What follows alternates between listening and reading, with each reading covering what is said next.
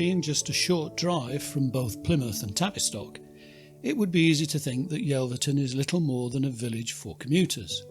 But it has a deep history of its own. Right next to open moorland, Yelverton is close to the Second World War airfield at Harrowbere. Yelverton is also close to Buckland Abbey, the Garden House and Burrator Reservoir, so it's well placed for exploring the wider West Devon and Plymouth area, while also being a great base for exploring nearby open moorland and also joining the Tavistock cycle route to Plymouth.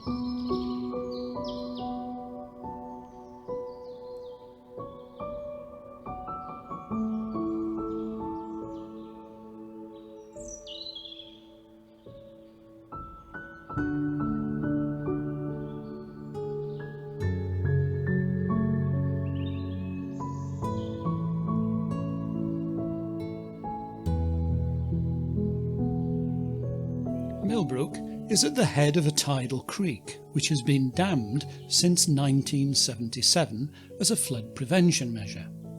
The resulting pool and wetlands are a birdwatching site.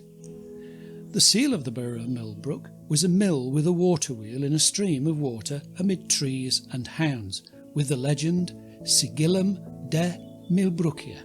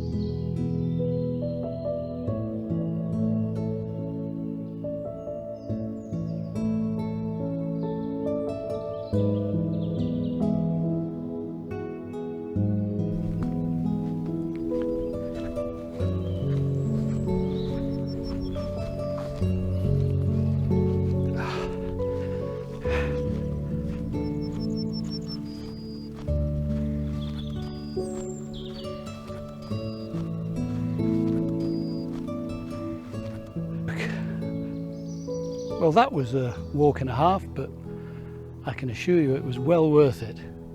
I can just hear a plane overhead and see this marvellous sky, blue and really fine cloud. It's gorgeous. Really a good idea to come up to Minions today. Glad I made the effort.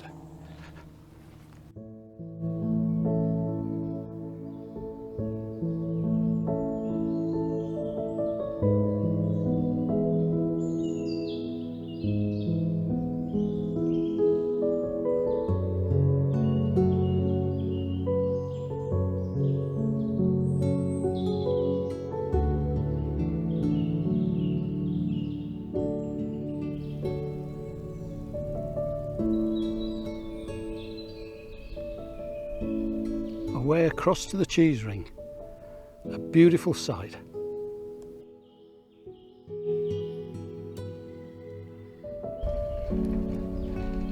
And this is the main Minions engine house.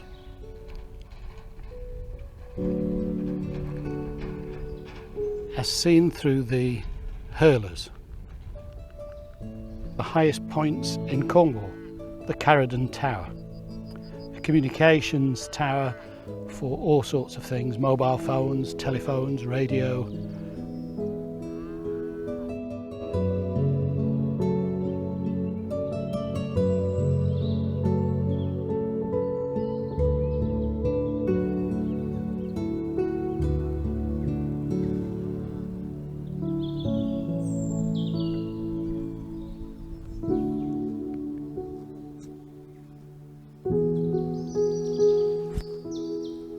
Some newborn calves.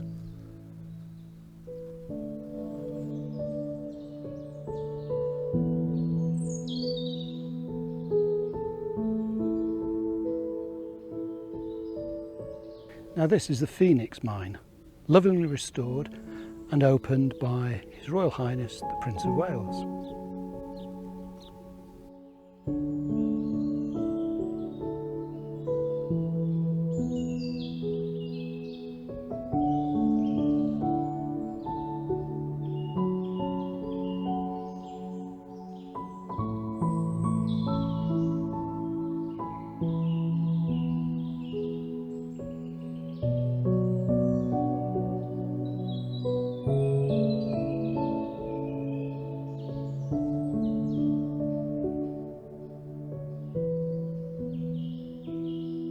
Baldock provides a window into the 18th century lives and landscapes of Cornwall. This was at a time when the local copper mining industry was in turmoil through the overwhelming competition from the Welsh Anglesey mines.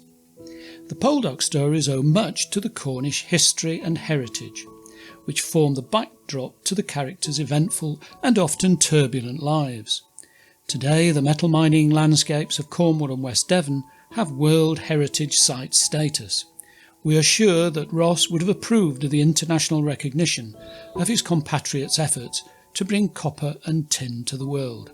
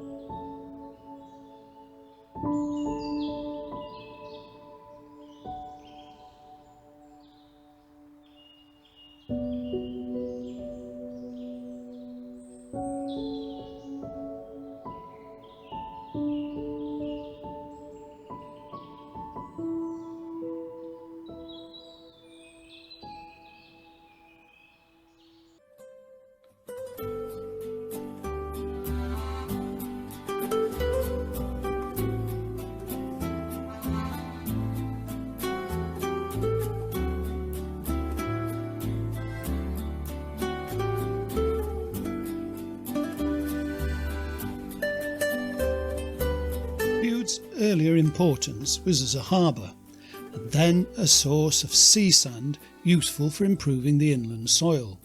This was transported on the Bude Canal. The Victorians favoured it as a seaside resort, and with new rail links it became a popular seaside destination in the 20th century.